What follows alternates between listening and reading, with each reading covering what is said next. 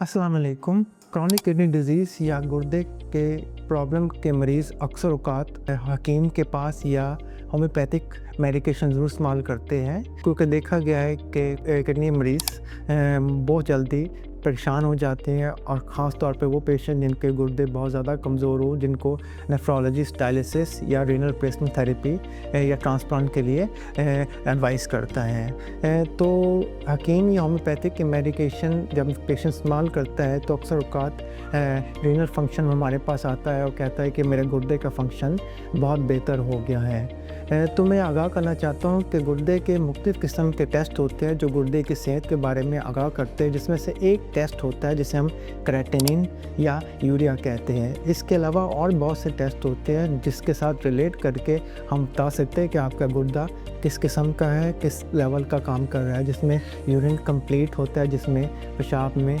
Protein आना, पेशाब में खून आना, इन्फेक्शन होना या कोई भी किस्म के ज़र्रे आना रिलेटेड है। इसके अलावा गुर्दे के अल्ट्रासाउंड से हम देख सकते हैं कि आपके गुर्दे की शक्ल, सेहत कैसी है।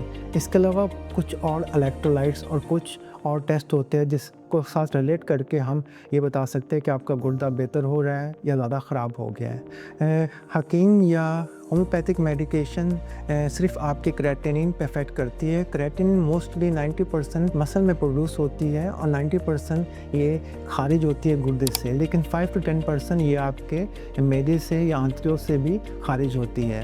जो भी आप ओवर द काउंटर मेडिकेशन या हकीम के मेडिकेशन इस्तेमाल कर रहे हैं वो सिर्फ आपके 5 से 10% जो आपके मसल से क्रेटिनिन प्रोड्यूस हो रही है उसको खारिज करती है। उसके साथ आपके क्रेटिनिन अगर फ़र्ज़ किया 13 या 14 पे है तो कम होकर 8-9 पे भी आ जाती है, जिससे पेशेंट बहुत खुश हो जाता है। मगर इसका मतलब ये नहीं है कि आपका गुर्दा ठीक हो गया है, बल्कि इसका मतलब है कि जो क्रेटिनिन आपके गट से खारिज हो रही है उसको ज़्यादा खारिज करके वो आपके टेस्ट बेहतर कर सकते हैं। लेकिन जैसे मैंने आपको पहले बताया कि गुर्दे का फंक्शन का हिसाब आपके एग्जामिनेशन से, आपके मायने से और मुख्तलिफ़ किस्म के टेस्ट से, जिसमें से एक टेस्ट क्रेटिनिन और यूरिया है।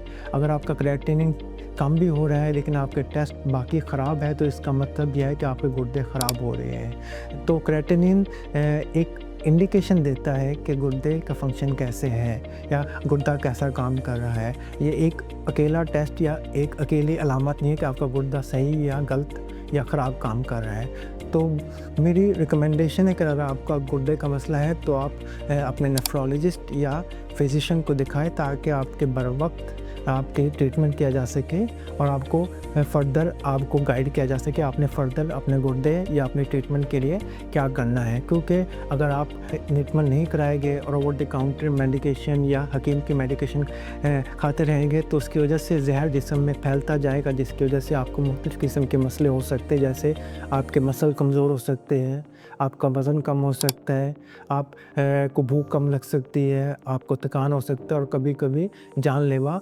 जहर भी फैल सकता है, जिसका इलाज जब हमारे पास पेशेंट या नेफ्रोलॉजिस्ट के पास आता है तो करना मुश्किल हो जाता है।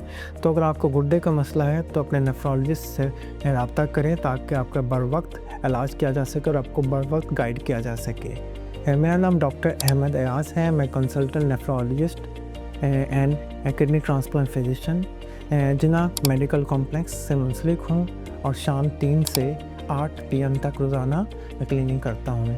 अपॉइंटमेंट के लिए नीचे दिए हुए नंबर से रब्ता कर सकते हैं। Thank you very much.